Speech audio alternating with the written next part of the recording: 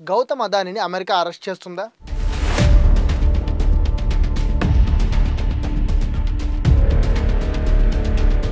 అసలు ఆయన చేసిన తప్పేంటి? ఇండియాలో ఫైనాన్షియల్ ఫ్రాడ్స్ అన్నీ అదానీ చుట్టూ ఎందుకు తిరుగుతున్నాయి? అసలు ఎవరి అదానీ?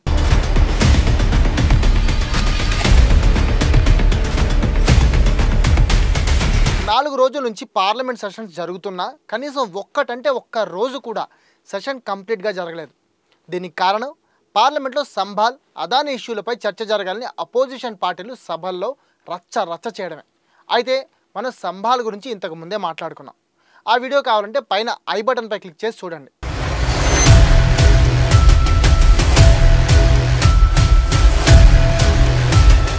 ఇక రెండో విషయం అదానీ. హిండెన్బర్గ్ రిపోర్ట్ రాకముందు నుంచే అదానీని రాహుల్ గాంధీ కాంగ్రెస్ పార్టీలు బాగా టార్గెట్ చేస్తూ వచ్చాయి.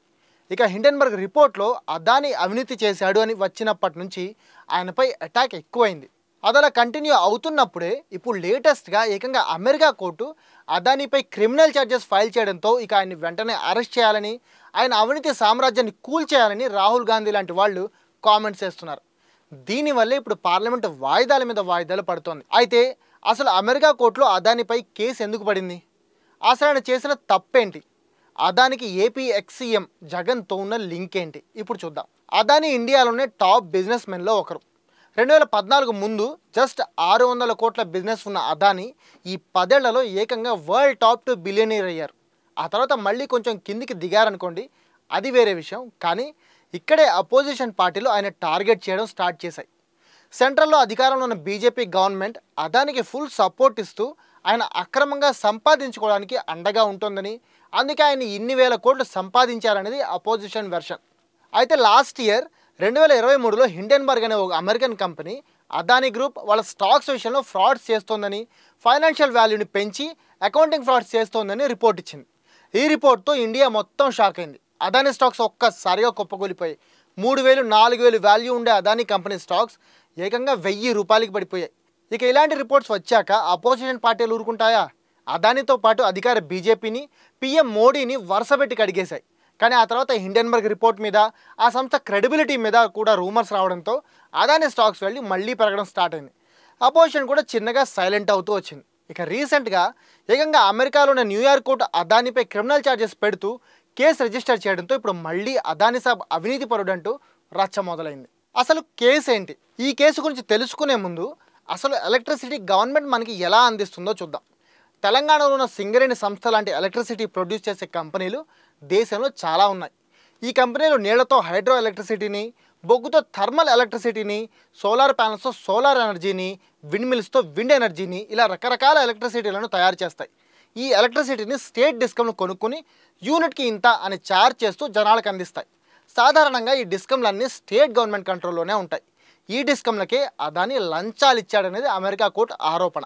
అది ఎలాగంటే, ఈ మధ్య ఇండియన్ సెంట్రల్ గవర్నమెంట్ భారత్లో గ్రీన్ ఎనర్జీని ప్రమోట్ చేయడానికి గ్రీన్ కంపెనీలకు సపోర్ట్ చేయాలనుకుంది. దీనికోసం సెకి, సోలార్ ఎనర్జీ కార్పొరేషన్ ఇండియాని ఎస్టాబ్లిష్ చేసింది. దాని ద్వారా గ్రీన్ ఎనర్జీ కంపెనీల నుంచి కరెంట్ కొనడానికి రెడీ అయింది. సెకి కూడా 12 గిగావాట్ గ్రీన్ కరెంట్ కోసం కంపెనీల నుంచి టెండర్లు పిలిచింది.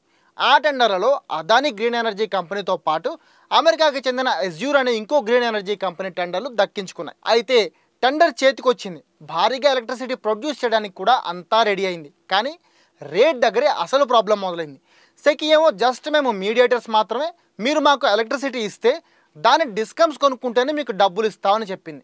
అదానీ, ఎజ్యూర్ కంపెనీలు సోలార్తో ప్రొడ్యూస్ చేస్తున్న ఎలక్ట్రిసిటీ యూనిట్ ధర ₹2.49గా ఉండడంతో ఏ డిస్కమ్ కూడా వీళ్ళ నుంచి ఎలక్ట్రిసిటీ కొనడానికి ముందుకు రాలేదు. దాంతో అప్పటికే లక్షల కోట్లతో సోలార్ ప్లాంట్స్ ఇండియాలో పెట్టిన కంపెనీలు భారీగా నష్టపోయే సిచ్యువేషన్ వచ్చింది. దీంతో అదానీ అవినీతి దారి ఎంచుకున్నారనేది అమెరికా కోర్టు అలిగేషన్. ఆ అవినీతి ఏంటంటే, అదానీ గ్రీన్ ఎనర్జీ కంపెనీతో పాటు ఎజ్యూర్ కంపెనీ ప్రొడ్యూస్ చేసిన సోలార్ ఎనర్జీని కొనాలంటూ ఆంధ్రప్రదేశ్, తమిళనాడు, జమ్మూ కాశ్మీర్, ఒడిశా, ఛత్తీస్గఢ్ రాష్ట్ర ప్రభుత్వాలని పెద్ద లీడర్లకు ఏకంగా 2029 కోట్ల లంచాలు ఇచ్చాడు అదానీ. అదానీ పేరు ఎక్కడా బయటకు రాకపోయినా లంచాలకు సంబంధించిన ఎక్సెల్ షీట్స్లో కోడ్ నేమ్స్తో అదానీ పేరు ఉండడంతో పాటు ఏకంగా అదానీ స్వయంగా ట్రాన్సాక్షన్స్లో ఇన్వాల్వ్ అయ్యాడని ప్రూఫ్స్ ఉన్నాయంటుంది అమెరికా కోర్టు. అందుకే ఆయనపై క్రిమినల్ ఛార్జెస్ పెట్టి అమెరికాలో విచారణకు హాజరు కావాలని పిలిచింది. ఇప్పుడు మీలో చాలామందికి వచ్చే డౌట్, ఇండియాలో లంచం ఇస్తే అమెరికాలో కేసు పెట్టడం ఏంటి, అసలు ఆ దేశానికి ఏంటి సంబంధం అని అనుమానం రావచ్చు. అయితే ఇక్కడే అమెరికా అవినీతి చట్టాల గురించి మనం తెలుసుకోవాలి. అదేంటంటే ఇండియాలో గ్రీన్ ఎనర్జీ ప్రాజెక్ట్ పెట్టిన తర్వాత అదాని ఇప్పుడు అమెరికాలో కూడా వేల కోట్ల బిజినెస్ స్టార్ట్ చేయడానికి రెడీ అయ్యాడు. అయితే దీనికోసం అమెరికన్ సిటిజన్స్ నుంచి ఇన్వెస్ట్మెంట్స్ తీసుకుంటున్నాడు. అదాని కంపెనీ నుంచి బాండ్స్ రిలీజ్ చేస్తున్నాడు. అయితే ఇక్కడే అమెరికా అవినీతి చట్టాల కంట్రోల్లోకి వెళ్ళిపోయారు అదాని. అక్కడ చట్టం ప్రకారం అమెరికాలో ఎవరైనా ఇన్వెస్ట్ చేయాలనుకున్నా, అక్కడ కంపెనీలు పెట్టాలనుకున్నా ఆ వ్యక్తి అమెరికాలోనే కాదు, ప్రపంచంలో ఎక్కడా లంచాలు ఇవ్వకూడదు, తీసుకోకూడదు కూడా. అలా చేస్తే అతడిపై క్రిమినల్ కేసులు పెట్టి జైల్లో వేస్తారు.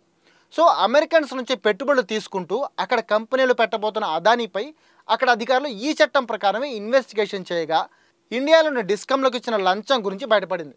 దీంతో అదానిపై క్రిమినల్ కేసులు పెట్టి ఆయన విచారణకు అటెండ్ అవ్వాలని ఆర్డర్స్ వేసింది న్యూయార్క్ కోర్టు. ఇందులో జగన్ గవర్నమెంట్ ఎందుకు వచ్చింది? అదాని ఇచ్చిన లంచాల్లో మిగిలిన 4 రాష్ట్రాల కంటే ఎక్కువ లంచం ఏపీలో అధికారంలో ఉన్న గత జగన్ ప్రభుత్వం తీసుకుందట. మొత్తం 2029 కోట్లలో 1750 కోట్లు ఏపీకే ఇచ్చారట అదాని. మిగిలిన 279 కోట్లు 4 రాష్ట్రాలకు ఇచ్చారంట. సో అందుకే ఇక్కడ కేసు జగన్ మీద కూడా చుట్టుకుంటోంది. అయితే ప్రతి విషయంలో జగన్ తిట్టిపోసే కూటమి సర్కార్ ఈ విషయంలో మాత్రం నోరు విప్పి ఎక్కడా ఒక్క మాట కూడా చెప్పడం లేదు. ఇది నిజంగా విచిత్రం. ఇప్పుడు అదాని ఏం చేస్తారన్నదే పెద్ద ప్రశ్న. అదాని తప్పు చేశారా లేదా అనే విషయం పక్కన పెడితే కేసు రిజిస్టర్ అయిపోయింది కాబట్టి ఇండియాలో మాదిరిగా అమెరికా కోర్టులో ఏళ్ల కొద్దీ కేసులు కంటిన్యూ అవ్వవు. అంటే ఖచ్చితంగా అదాని విచారణకు అటెండ్ కావాల్సిందే, ప్రూవ్ అయితే జైలుకు కూడా వెళ్లాల్సిందే. అయితే అదాని తప్పించుకోవడానికి ఒకే ఒక ఛాన్స్ ఉంది, అదే ట్రంప్ ఎన్నికల ప్రచారం చేసే టైంలోనే ఈ అవినీతి చట్టాలు సమూలంగా మార్పులు తెస్తానని చెప్పారు. పక్క దేశాలు ఏం చేసుకుంటే మనకెందుకు, మన దగ్గర అవినీతి చేయకుండా చూసుకుంటే చాలు అన్నట్టు ట్రంప్ మాట్లాడారు అప్పట్లో. ఇంకొన్ని రోజుల్లో ట్రంప్ అధికారంలోకి వస్తారు కాబట్టి ఒకవేళ ట్రంప్ ఈ చట్టాన్ని మార్చేస్తే అప్పుడు అదాని తనను తాను కాపాడుకునే ఛాన్స్ ఉంటుంది. మేబీ ఇది అర్థం చేసుకుని ప్రెసిడెంట్ ఎలక్షన్స్లో ట్రంప్ గెలిచిన వెంటనే అదాని ఇంత పెద్ద ట్వీట్ చేశారు. ఆ ట్వీట్లో ట్రంప్కి విషెస్ చెప్పడంతో పాటు మీ అమెరికాలో భారీగా పెట్టుబడులు పెడతాం, భారీగా ఉద్యోగాలు కల్పిస్తాం అంటూ ఆ ట్వీట్లోనే హామీ కూడా ఇచ్చారు. మరి ఇకపై ఏం జరుగుతుందో చూడాలి. ఇది ఇవాళ టాప్ స్టోరీ. ఈ స్టోరీ మీకు ఎలా అనిపించిందో కామెంట్ చేసి చెప్పండి. అలాగే ఈ వీడియో మీకు నచ్చితే ఒక లైక్ చేసి మీ ఫ్రెండ్స్ అండ్ ఫ్యామిలీ కూడా షేర్ చేయండి. నేను మీ కేబీకే సైనింగ్ ఆఫ్.